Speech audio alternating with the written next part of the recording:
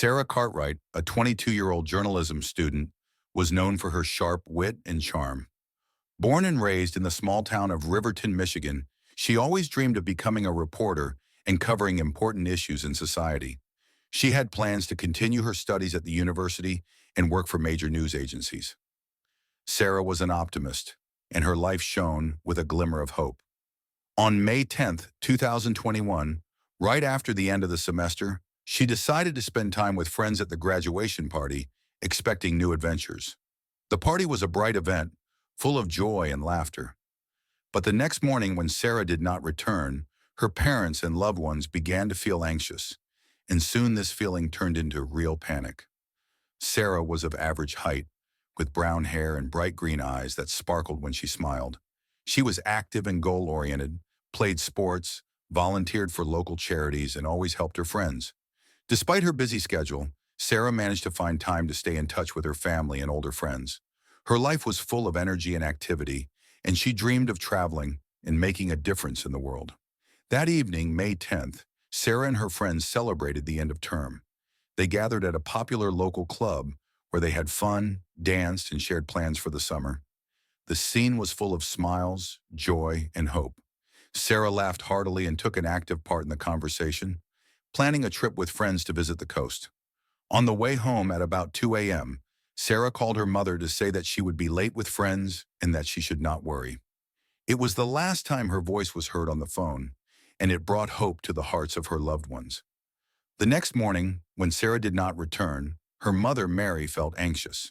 She expected her daughter to call as always, but the potential began to apply anxiety. A few hours later, when Sarah had not arrived, Mary called the police, reporting that her daughter had gone missing. Everyone thought it was strange and extraordinary. The police quickly began an investigation. The officers had little time to figure out what had happened to the young girl. They interviewed Sarah's friends and checked CCTV footage from nearby areas. The friends noted that Sarah was behaving normally, with whom she had no conflicts. However, during the interrogation, it turned out that Sarah had briefly communicated with an unknown girl on the street when she was leaving the club. The police immediately began searching for this woman. In the first days of the investigation, no one knew where Sarah was. The scant evidence and lack of traces confused the police. Meanwhile, news of Sarah's disappearance quickly spread throughout the city. Riverton, once a peaceful town with friendly residents, was overwhelmed by a wave of panic and distrust. The community became afraid when the media began to discuss the possible involvement of various suspects in Sarah's disappearance. Ordinary neighbors were afraid to go outside. Teenagers did not know how to explain to their parents what was happening. Gradually, panic spread to all levels of city life. On the fifth day after the disappearance, the first interrogations of supporters began. The police detained and then interrogated a man named Kevin, who had previously had problems with the law. Some of Sarah's acquaintances mentioned seeing him that evening at a party. The interrogation revealed misleading details, but in the end, Kevin turned out to be just a witness who had nothing to do with the disappearance. The situation became even more confusing when the police began to check all possible versions of Sarah's disappearance. Throwing light on her past, they looked for traces of discontent and conflicts, hoping to find some kind of clue. The police questioned everyone who could have had a connection with Sarah. Each new statement, however, only increased the confusion. The youth who had communicated with her also could not remember anything memorable. The police still had no direct lead, and time was running out. In addition, rumors were repeatedly raised that Sarah could have been a victim of a kidnapping.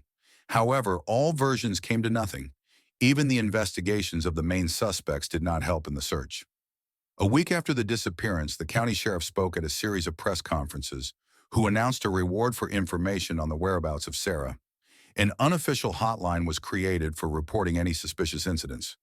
This decision led to an unexpected result. As soon as the opportunity arises, the police begin to receive notes from an anonymous caller. This informant stated that he saw Sarah in the company of a suspicious man. They assumed that she was in his car that evening. The police began to check the evidence and request data on all cars that were near the club that night. While reviewing traffic records, the police identified a suspicious vehicle, an old black van that had been seen the night Sarah disappeared. They checked all the records and quickly found out that the van belonged to a local man named Justin. Justin had been arrested several times before for minor offenses, and his behavior had always aroused suspicion. The police decided to call him in for questioning and delve deeper into his personal life. During the interrogation, Justin seemed fresh and confident. He stubbornly denied all the accusations and claimed that he had nothing to do with Sarah's disappearance. However, his nervousness and aggressive reactions to police questions aroused suspicion. Investigators began to examine his car, where they found traces that could belong to Sarah. Then they were alarmed by another find, a package of new women's clothes that were unpaid for. He was soon arrested on the suspicion of kidnapping. Linda and her husband, Jim, continued to search for Sarah, but each new report of Justin's arrest confirmed their fears. The story that their beloved daughter could be in the hands of this man became more and more real. After reviewing the conversations, the family realized that they had no other choice. The investigation continued on all fronts, and the media continued to cover the case loudly, drawing attention to possible problems with violent crime in the area. The city was booming, and more people began to realize that this was a topic of discussion, and they wanted nothing but justice. The police did not give up on trying to find evidence that led to Sarah's body. Returning to the place where she was last seen alive became the starting point for the police. Within weeks, search operations began, and during this time, many residents of the city gathered in groups to help with the search. With each passing day, hope of finding Sarah faded. The police continued to canvass the area, checking every possible hiding place, but unfortunately, it was to no avail. By early June, as the search was winding down, the sheriff's press conference attracted national attention. He said local authorities wanted any information about either Justin or any possible connection to Sarah's disappearance. The appeal led to an emotional conversation about the need to combat violent crime. Amid the anxiety and tension in the community, the town met every night to discuss the case, posting search details and staying in constant contact with the press. But each week brought only one thing: more questions and still no answers. At some point, an anonymous tip came forward again, saying that investigators may have been ignoring important information. He said that someone had seen Sarah getting into a car that night, but not the same one that belonged to Justin. This person hid in the shadows and kept their communications anonymous.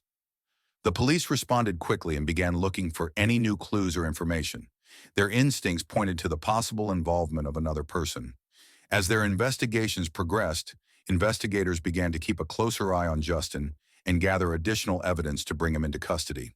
The Riverton community continued to support the family, recognizing that although they were afraid, they needed to raise awareness of the case. Every night they held vigils, putting candles and photos of Sarah in their windows, asking for help in finding her. Sarah's name became part of the national discourse on violence and women's safety.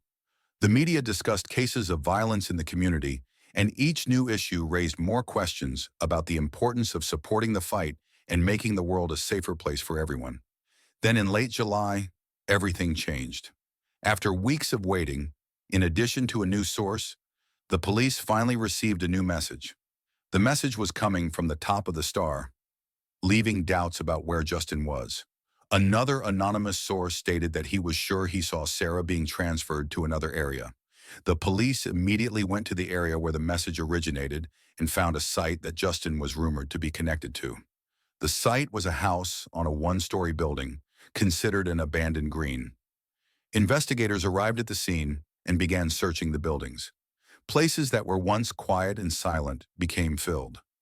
Gathering in vain, trying to unbutton, put all the police chaos against themselves. Not paying attention, they are already starting to make their way and respond to the long silence. During the search, they found a charred backpack in the storage unit that belonged to Sarah. Inside were her personal belongings, which caused the police to shudder. The next day, the police held a press conference where the sheriff announced the find. This news sent the city into shock. Any chance of her return was lost. Everyone clearly understood that there was a reign of a dark future. The trial against Justin began in December and is full of incrimination, passion, and hope. Emotional outrage began to gather in the court. Sarah as a person became not just history, her obsession forever remained among the people she created for herself. In the doc, Justin showed no emotion. He knew from the time that he had become a victim of control and pressure in his testimony. Students, former friends, and family of Sarah came to the court to show their presence and support, understanding that this was only the first step towards justice. The trial dragged on for months, with the defense trying to present lies and look for mitigating circumstances. Each new statement led everyone to the conclusion that if Justin could say he was capable of defending himself, he might have a good way out. However, having collected all the evidence, the prosecution continued to confidently demonstrate its position. Unfortunately, the trial ended in sadness. The verdict was guilty.